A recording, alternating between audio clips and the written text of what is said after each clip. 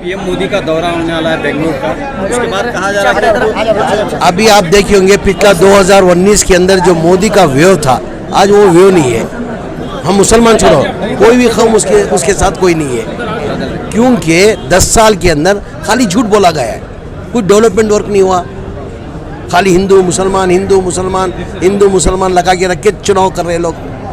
अभी कांग्रेस का इतिहास निकाल के देख लो, जब जब चुनाव है आवाम के बीच में जब जाके कांग्रेस पार्टी जब वोट मांगती है तो उनके प्रोग्राम बताती है, भाई हमने ये प्रोग्राम दिया था, आने वाले दिनों के अंदर हमारी हुकूमत है तो हमें प्रोग्राम देंगे करके। बीजेपी के प्रोग्राम्स कुछ है क्या? बीजेपी के प्रोग्राम जीरो है, सिर्फ हिंदू मुसलमान आपस में नफरत आगे लगा के रख के वोट लेने की जद्दोजहद कोशिश कर। बेंगलुरु के इलियास नगर की नूरानी मस्जिद में वोटर्स बेदारी प्रोग्राम। वजीर अक़लियती बहबूद वक्फ और हाउसिंग BZ ज़मीर अहमद खान का अहम तरीन पैगाम। हिंदू मुसलमान के नाम पर, मजहब के नाम पर सियासत करने वाली पार्टी को इक़्तिदार से बेदखल करें। डेवलपमेंट के नाम पर काम करने वाली पार्टी को इक़्तिदार में लाएं, पावर में लाएं।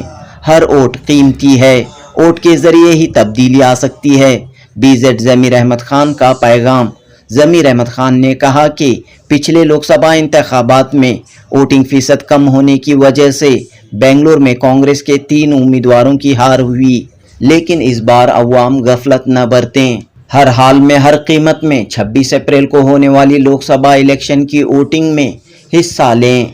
इस मौके पर कर्नाटक हज कमेटी के नए रुकन जुल्फ़िकार अहमद खान उर्फ टीपू, अलीम पाशा और नूरानी मस्जिद कमेटी के जिम्मेदारों ने कहा कि 26 अप्रैल को होने वाले लोकसभा इंतखाबात के सिलसिले में बेदारी पैदा करने के लिए मुख्तलिफ सतह पर कोशिशें जारी हैं।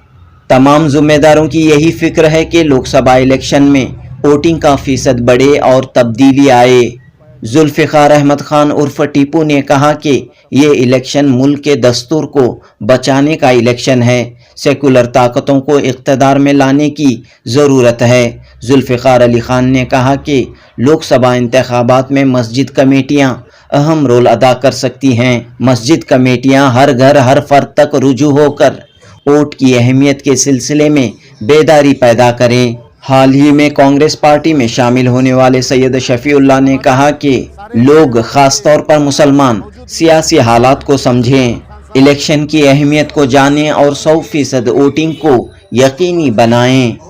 इस मौके पर इलियास नगर रेसिडेंट्स एसोसिएशन के नुमाइंदों ने भी अपने ख्यालात का इजहार करते हुए वोटिंग फीसद को बढ़ाने के लिए जारी कोशिशों का जिक्र किया। जुनूबी हिंद न्यूज़ रिपोर्ट। दिन और रात आपकी मेहनत हो रही है, मैं देख रहा हूँ कि पिछले 3 दिनों से मैं आपको देख रहा हूँ, और आपकी सबसे ज़्यादा फिक्र और तवज्जो जो है वोटिंग का फीसद बढ़े, वोटिंग का परसेंटेज बढ़े। क्या आप देखे होंगे देश की हालत आप जानते हैं, अच्छी तरह से जानते हैं देश किस तरीके से गुजर रहा है। आप अच्छी तरह वो देखते हुए अगर देश को सुकून और अमन चाहिए तो कांग्रेस पार्टी में दिख रहा है। इस वजह से हम लोग दिन रात जद्दोजहद करके कोशिश कर रहे हैं। मेरी आवाम से, मुसलमान आवाम से खासकर, हमारे में क्या है, परसेंटेज कम होती है। अभी मैं हमारा ग्रामांतरा कॉन्स्टिट्यूंसी में हमारा DK सुरेश की कॉन्स्टिट्यूंसी आता है, ये इलियास नगर, ओल्डली क्वार्टर सब उधर आता है। तमाम इधर के जिम्मेदारों को बुला के हमारी फिक्र क्या है, परसेंटेज बढ़ना। परसेंटेज पिछले इलेक्शन में देख लीजिए, पिछले इलेक्शन के अंदर टोटल बेंगलुरु सिटी का मैं आपको उदाहरण दे रहा हूँ, एग्जाम्पल दे रहा हूँ, टोटल 70 पर 7,000 वोटर्स है इधर। उधर गए बार 33,000 पोलिंग नहीं चला। 33,000 जो पोलिंग नहीं चला ना, उसमें ज़्यादातर मुसलमान थे और सेक्युलर वोट थे। इस वजह से अभी तो रिजवान की भी जो हार हुई पिछले इलेक्शन के अंदर, जो सेंट्रल कॉन्स्टिट्यूंसी है, रिजवान की जो हार हुई सिर्फ 70,000 से। मैं टोटल 70,000 अगर 70,000 वोट लेता तो जीत जाता था। अभी चामराजपेट हल्के के अंदर, मेरे हल्के के अंदर मुसलमान माइनॉरिटी के अंदर खाली 48% वोट चल रही है। शिवाजी नगर के अंदर 47% कुछ चली है। सर्वोदय के अंदर 45%, ज़्यादा तादाद में मुसलमान सर्वोदय नगर में ही है। इन्हें शांति नगर में भी ले लो, कोई भी कॉन्स्टिट्यूंसी के अंदर 50% के ऊपर परसेंटेज चला। अगर परसेंटेज 20% अगर बढ़ के पोलिंग हो जाती उस टाइम पे 2019 में, आज हमारा एक MP होता, अरशद रिजवान JP होता था।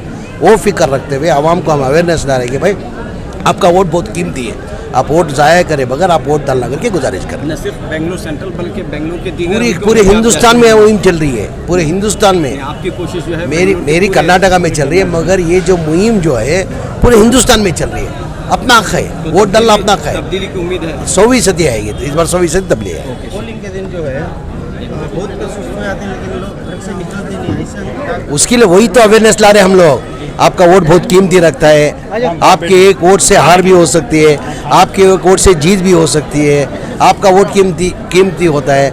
अभी क्या है, 2 टाइम आपको इम्पोर्टेंट है वोट डालना, एक एमएलए इलेक्शन के अंदर बड़ा इलेक्शन, एक एमएलए इलेक्शन, एक एमपी इलेक्शन, बहुत कीमती होता सर है। एक सवाल, पीएम मोदी का दौरा होने वाला है बेंगलुरु का, उसके बाद कहा जा रहा है अभी आप देखे होंगे पिछला 2019 के अंदर जो मोदी का वेव था, आज वो वेव नहीं है।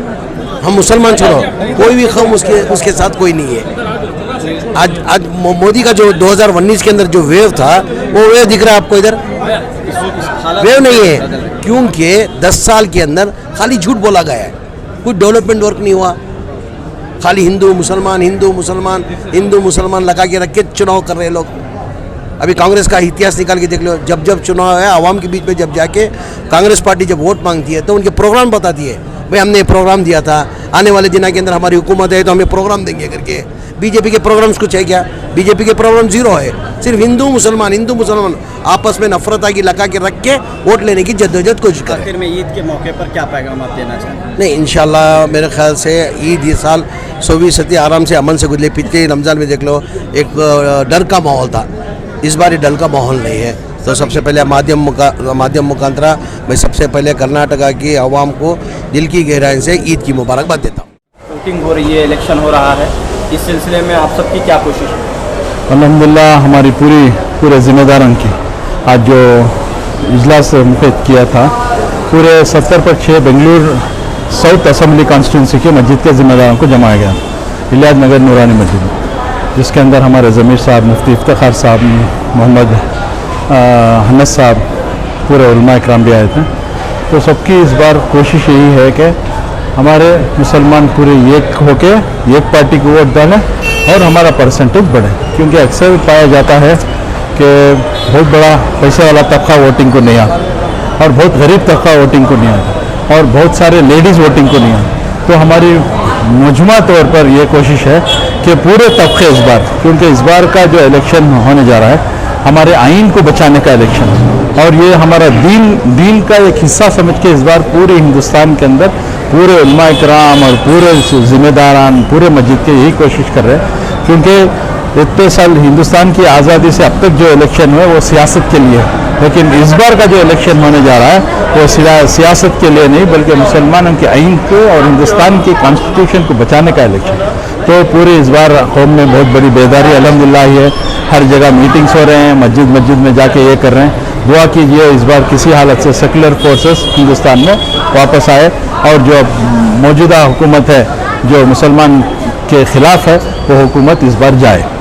मस्जिद जो है एक बड़ा नेटवर्क है मुसलमानों के पास, तो इसका इस्तेमाल कैसे होना चाहिए? क्या मस्जिद कमेटी क्या रोल अदा कर सकती है? मस्जिद कमेटी का बहुत बड़ा रोल होता है इस बार, क्योंकि मस्जिद कमेटी के ज़रिए से हर घर हर फर्द की मुलाकात हो रही है। जिस तरीके से हर घर की मुलाकात और हर फर्द की मुलाकात करके हमारा जुम्मा का जो प्लेटफॉर्म है, जुम्मा के प्लेटफॉर्म से भी यही मैसेज दे जा रहा है कि इस बार के इलेक्शन में पूरे मुत्तहद होकर परसेंटेज बढ़ा के, क्योंकि अक्सर पाया जाता है कि बहुत छोटी परसेंटेज से, क्योंकि इस बार मिसगाइड करके हिंदुत्व को भी एक करने की कोशिश कर रहे हैं, तो वोट पोलराइज होने की भी बहुत बड़ी ये है।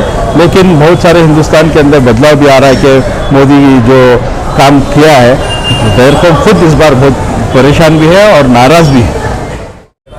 जो माइनॉरिटी मुसलमान आती उसमें मुसलमान क्या करती, जो हमारे हिंदू भाइयाँ रहती उन्होंने जागरी, मुसलमान भाइयाँ जो ही फजर में उठने के बदले हिंदू भाइयाँ उठ रही, मुसलमान आके फजर के बाद में उठ रही।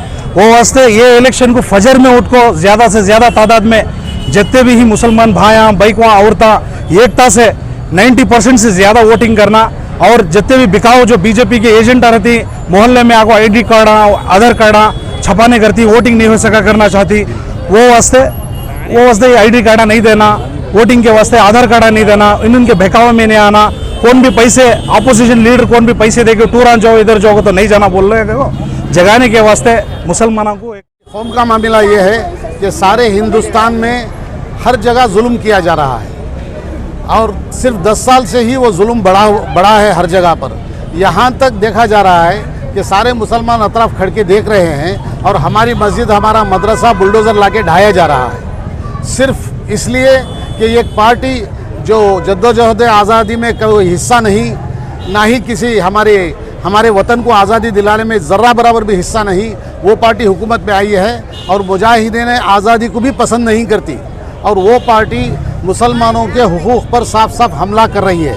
उस हमले से बचाने के लिए सियासी बेदारी की सख्त ज़रूरत है, और मुसलमानों को सियासी बेदारी दिलाने के लिए आज का ये प्रोग्राम नूरानी मस्जिद इलियास नगर में जनाब टीपू साहब और उनके साथियों ने, और खुसूसन अलीम साहब और जनाब BZ ज़मीर अहमद साहब के सारे साथियों ने मिलकर ये कंडक्ट किया है, ताकि मुसलमानों को और खुसूसन मसाजिद और मदारिस के ज़िम्मेदारान को बुलाकर उन्हें मुसलमानों में बेदारी लाने की तरगीब दिलाई जा सके।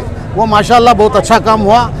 उम्मीद की जाती है कि इलेक्शन के दिन, जो जुम्मा के दिन रखा गया है, सुबह सवेरे लोग किसी भी तरीक़े से लापरवाही ना बरतते हुए, ना ही कोताही बरतते हुए, सारे के सारे मुसलमान अपना वोट डालकर हमारे हुकूक़ को बचाने के लिए, हमारे आइन को बचाने के लिए, हमारे हिंदुस्तान के सेक्युलर आइन को बचा कर रखने के लिए और आइन को बदलने वाली पार्टी को हुकूमत से दूर हटाने के लिए सबके सब वोट डालेंगे।